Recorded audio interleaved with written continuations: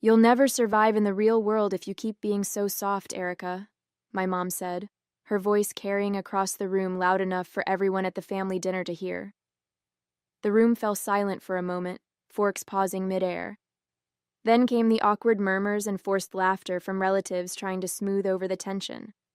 I clenched my jaw, staring down at my plate. "I'm doing just fine, Mom," I said, keeping my tone as neutral as possible.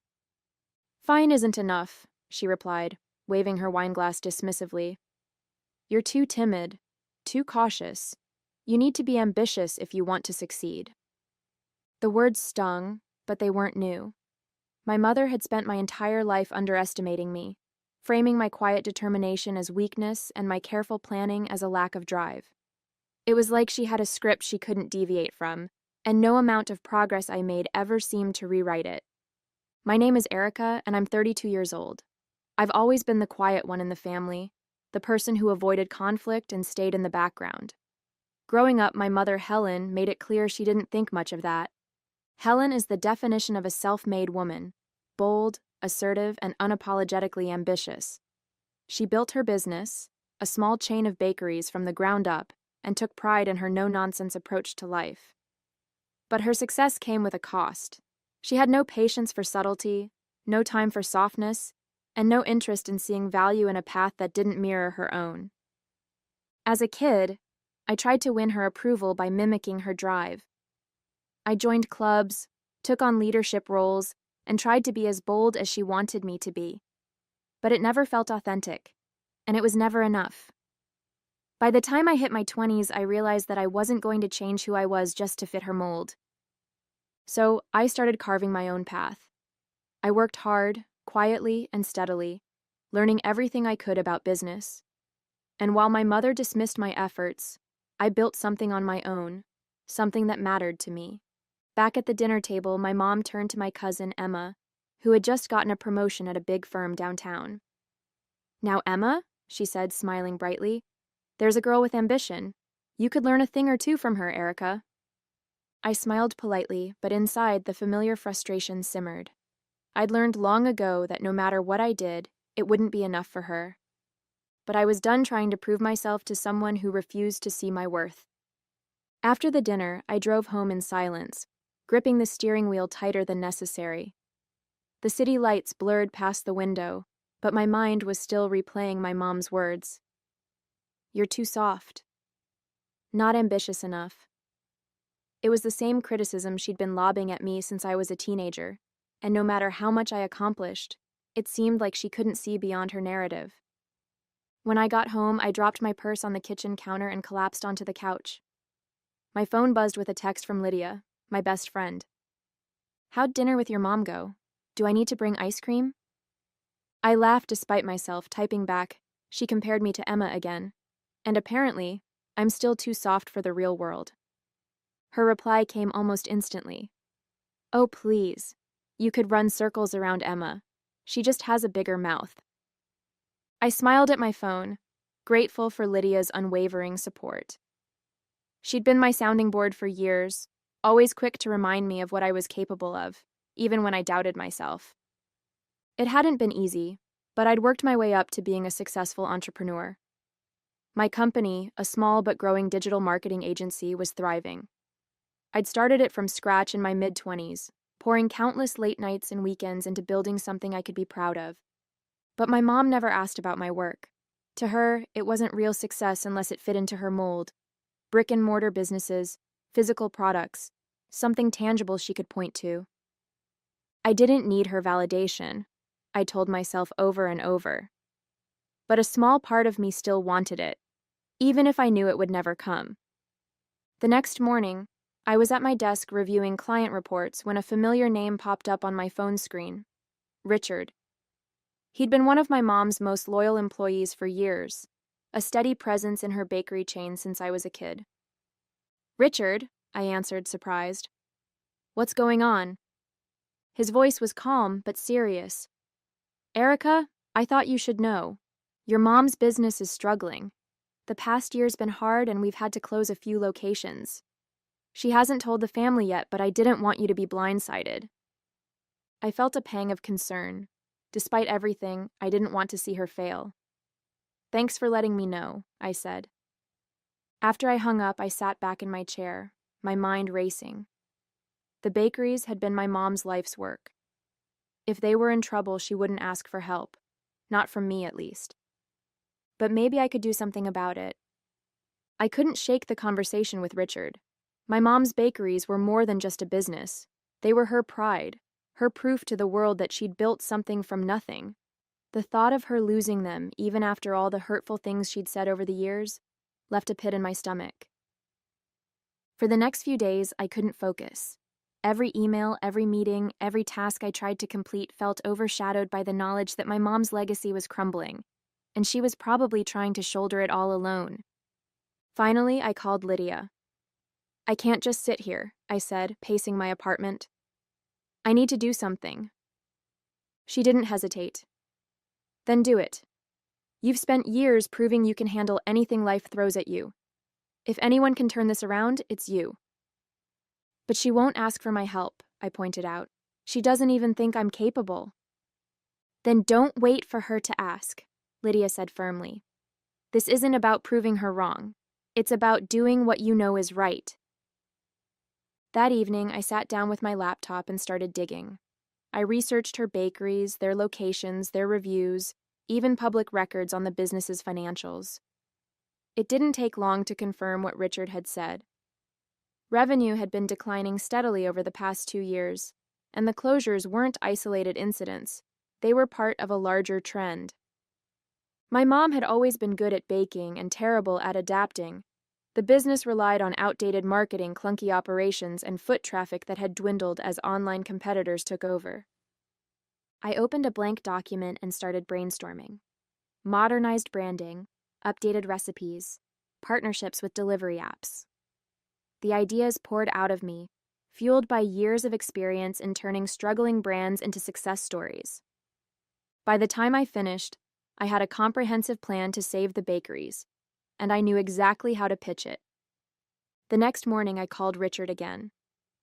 "I want to help," I told him, "but I need to know. Will she even listen to me?" There was a long pause before he replied. "She's stubborn," he admitted, "but I think deep down she knows she needs help. If anyone can get through to her, it's you." "Okay," I said, my resolve hardening. "I'm going to do this." As I hung up, I felt a mix of nerves and determination. This wasn't just about saving the bakeries.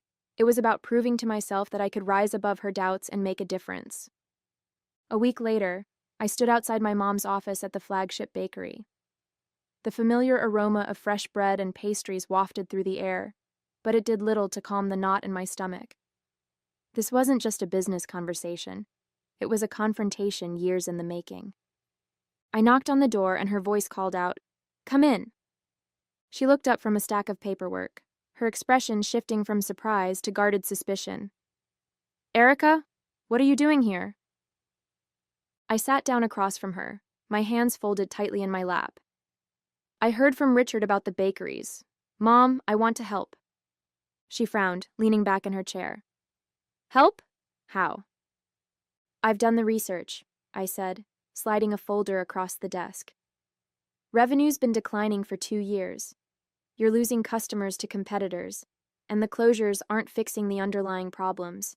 I've put together a plan to turn things around, modernizing the branding, improving operations, expanding your online presence.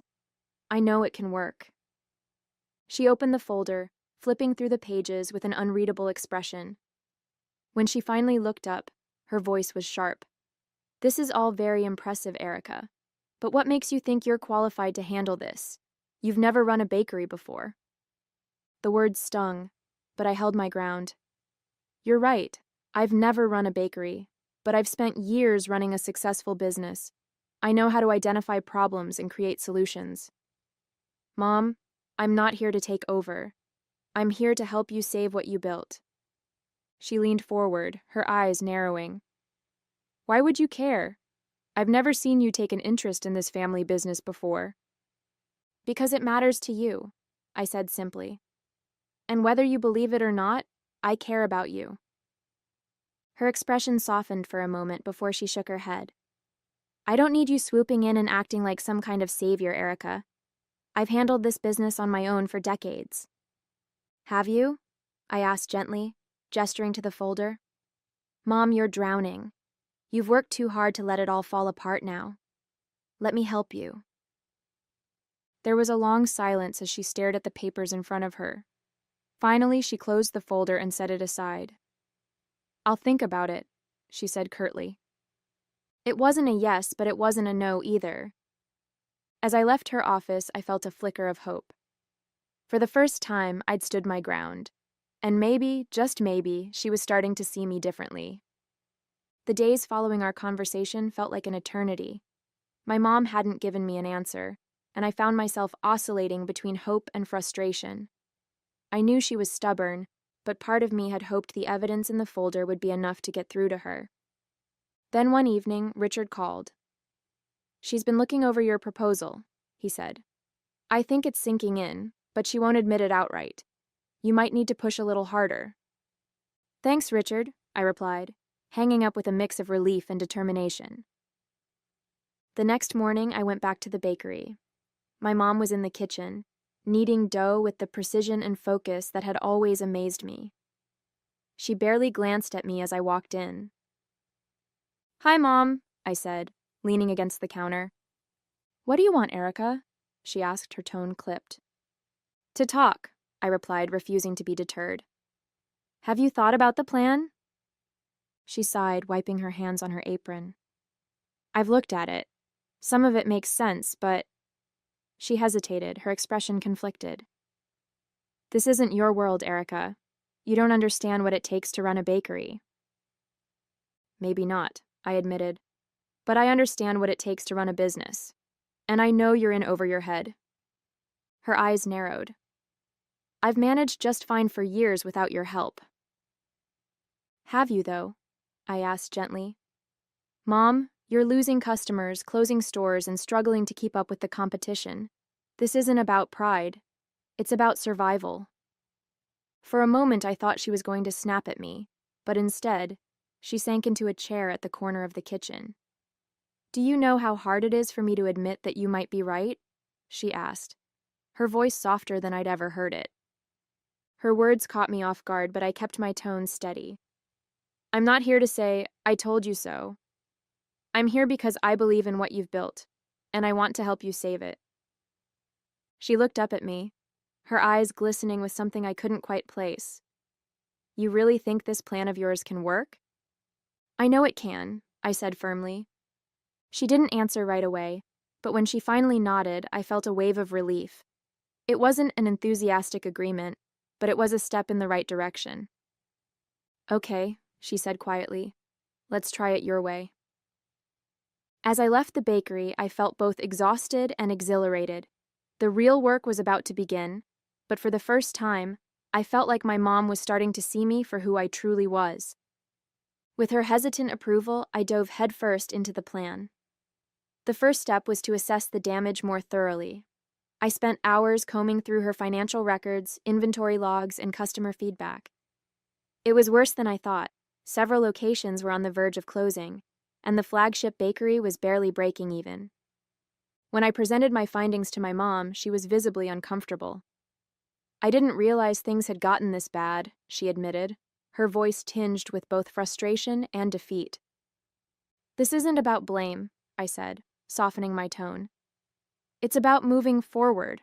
We can fix this, but it's going to take work. She nodded reluctantly, and I took it as a sign to push ahead. Over the next few weeks, I threw myself into the project. I worked alongside Richard and the remaining staff to modernize operations. We revamped the menu, updated the branding, and set up partnerships with local delivery services. At first, my mom hovered over every decision, questioning my methods and second-guessing my choices. Are you sure this is going to work? She asked one morning as I updated the bakery's website to include online ordering. Mom, trust me, I said, trying to keep the impatience out of my voice. People want convenience. If we don't adapt, we'll lose even more customers. She crossed her arms but said nothing, watching silently as I finalized the updates. Despite the tension, there were small moments of progress. One afternoon, as I worked on creating a social media campaign, she brought me a cup of coffee. "I didn't realize you were so good at this stuff," she said awkwardly. I smiled, taking the coffee. "Thanks, it's what I've been doing for years." She nodded, her gaze lingering on the screen. "Maybe I should have paid more attention." Her words were quiet, almost like an afterthought, but they hit me hard. For so long, I'd wanted her acknowledgement, and this was the closest I'd ever come to getting it. As the weeks went on, the changes started to show results. Foot traffic increased, online orders rolled in, and the staff seemed energized by the new direction. Even my mom began to loosen up, offering fewer objections and more hesitant nods of approval. One evening, as we closed up the flagship bakery, she looked around the bustling space and said, "I didn't think we'd ever see this place busy again." "We're just getting started," I replied, feeling a spark of pride. For the first time, it felt like we were truly working together, and maybe even starting to understand each other. The turnaround wasn't easy, but it was happening. By the end of the first month, the flagship bakery was finally profitable again. Customers who hadn't visited in years were coming back, drawn in by our revamped branding and the buzz created by our social media campaign. Online orders grew steadily, and even the staff seemed revitalized, embracing the changes with enthusiasm. But not everything was smooth sailing. My mom still had moments of resistance. One afternoon, while we were reviewing the performance metrics, she frowned at a chart showing the spike in delivery orders. "I just don't understand why people can't come into the store anymore," she said, her tone tinged with frustration. "The whole point of a bakery is the experience." I took a deep breath. "Mom, it's not about replacing the in-store experience. It's about giving people options. Some of these customers might never have come in otherwise." She crossed her arms, clearly unconvinced, but instead of arguing, I opened the comments section of our new Instagram page. "Look at this," I said, scrolling through the feedback. "People are loving the delivery option. It's brought in a whole new audience." She leaned over, squinting at the screen. One comment read, "So glad I can get my favorite croissants delivered. Haven't been able to visit in years, but now I can enjoy them at home." Her expression softened and she gave a small nod. "Maybe you're onto something," she admitted reluctantly. It was small moments like that that kept me going. Slowly but surely, my mom's attitude was shifting. She still had her doubts, but she couldn't ignore the results. Richard was a huge help throughout the process. He'd been with the bakery since its early days and knew the business inside and out. His support made it easier to bridge the gap between my mom's traditional ways and my modern strategies. One evening, after we'd finished a long day of prepping for a local food festival, Richard pulled me aside.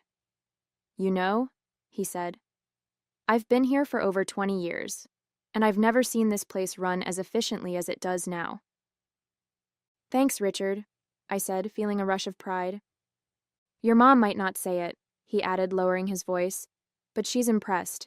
I can see it in the way she watches you work." That night, I stayed late to finish some paperwork. As I locked up, I found myself looking around the bakery with a sense of accomplishment. This place had always been my mom's domain, a symbol of her grit and determination. But now it felt like something more, a partnership, a shared effort to keep her legacy alive while paving the way for something new. For the first time in years, I felt like we were on the same team, and that was worth more than any metric or sales report. The local food festival was our biggest test yet. We'd worked tirelessly to prepare, rolling out a limited-time menu, setting up a sleek booth with our updated branding, and promoting the event heavily on social media. It was a chance to show the community how far the bakery had come, and to prove that we could compete with modern, trendier businesses. The day of the festival, the energy was electric. Crowds milled about, sampling food and chatting with vendors. Our booth, adorned with fresh flowers and colorful signage, drew a steady stream of customers. I was in the middle of handing out samples when I saw my mom standing to the side, watching the bustling crowd. She looked almost out of place in the chaos, her usual stoic expression softened by what I could only describe as awe. "Mom," I called, waving her over. "Come check this out." She hesitated before stepping behind the booth, her eyes scanning the line of customers. "It's busy," she said, her tone a mix of surprise and pride. "Busy is good," I replied with a grin.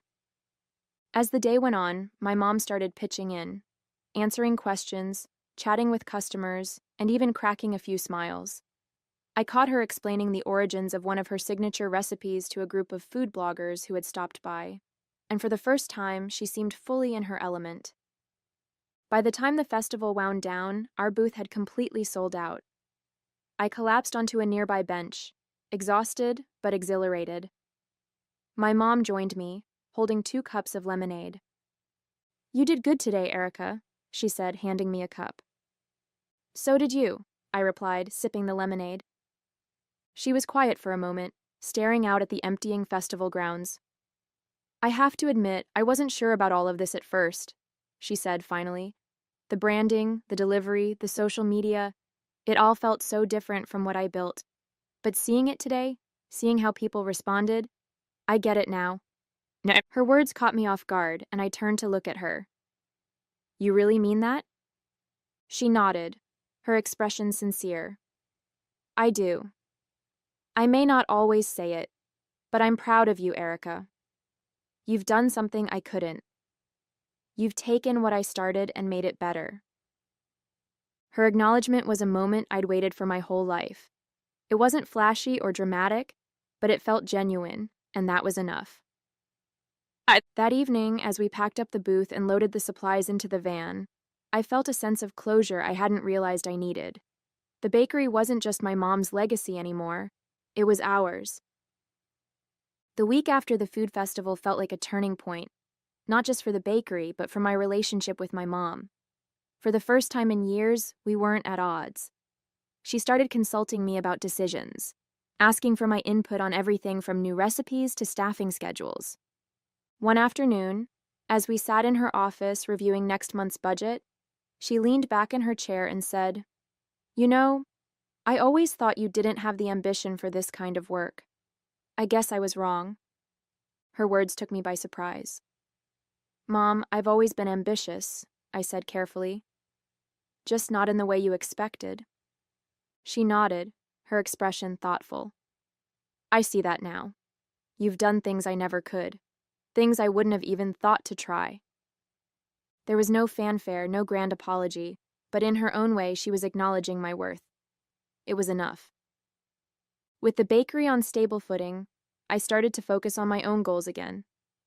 The success of our work had boosted my confidence, reminding me of the skills and determination I'd cultivated over the years.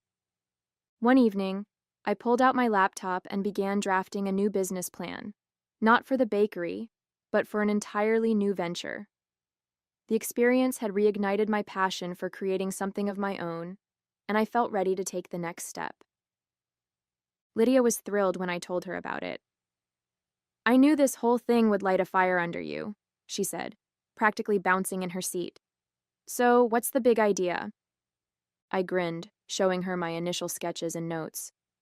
"It's still early, but I'm thinking about a consulting service for small businesses, helping people like my mom modernize their operations." "Genius," she said, raising her coffee cup in a mock toast. "Here's to Erica 2.0, conquering the world one business at a time." Despite the excitement of planning my next venture, I made sure to stay involved with the bakery. It wasn't just about the business anymore. It was about the connection I'd rebuilt with my mom. One afternoon, as we worked together on inventory, she said, "You know, I always wanted the bakery to be something the family could be proud of. I think we've done that." "We have," I agreed, feeling a warmth I hadn't associated with her words in a long time. For the first time, I wasn't trying to prove anything to her. I was just proud of what we'd accomplished together. A month later, I stood outside the bakery, watching the morning rush unfold. The once quiet storefront was now bustling with activity, customers lining up for coffee and pastries, and delivery drivers picking up orders to go. It felt surreal to see it thriving again, not just as a business, but as a reflection of everything my mom and I had worked through together. My mom stepped outside to join me, carrying 2 cups of coffee. She handed me one and gestured toward the line of customers. "I still can't believe it sometimes," she admitted. "All of this, it feels like a second chance." I smiled, taking a sip of the coffee. "It is a second chance. For the bakery and for us." She nodded, her expression uncharacteristically soft. "You know, I wasn't always fair to you, Erica. I thought I was pushing you to be stronger, but looking back, I see that I was just projecting my own fears onto you." Her words caught me off guard. My mom wasn't one to admit fault easily, and hearing her acknowledge the impact of her actions was more meaningful than I'd expected. "You don't have to explain," I said gently. "I get it now. You wanted the best for me, even if it didn't always come out the right way." That evening, as I sat at my desk working on the business plan for my consulting venture, I felt a sense of clarity I hadn't experienced in years. The bakery's success had taught me so much, not just about business, but about resilience, relationships, and the power of believing in myself.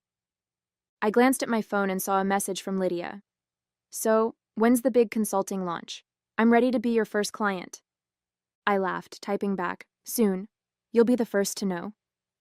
As I closed my laptop, I felt a deep sense of satisfaction. The bakery was thriving, my relationship with my mom had transformed, and I was finally stepping into a future that felt entirely my own. A week later, my mom surprised me with a small celebration at the bakery. She'd invited the staff, Richard, and even a few loyal customers. As we toasted to the success of the business, she raised her glass and said, "To Erica, the one who brought us back to life." The applause and cheers filled the room, but it was the look of genuine pride on my mom's face that stayed with me. This wasn't just her bakery anymore, it was ours. And while the journey had been anything but easy, it had brought us closer than I ever thought possible. As I left the celebration that evening, I couldn't help but smile. The future felt wide open, and for the first time I was excited to see where it would take me.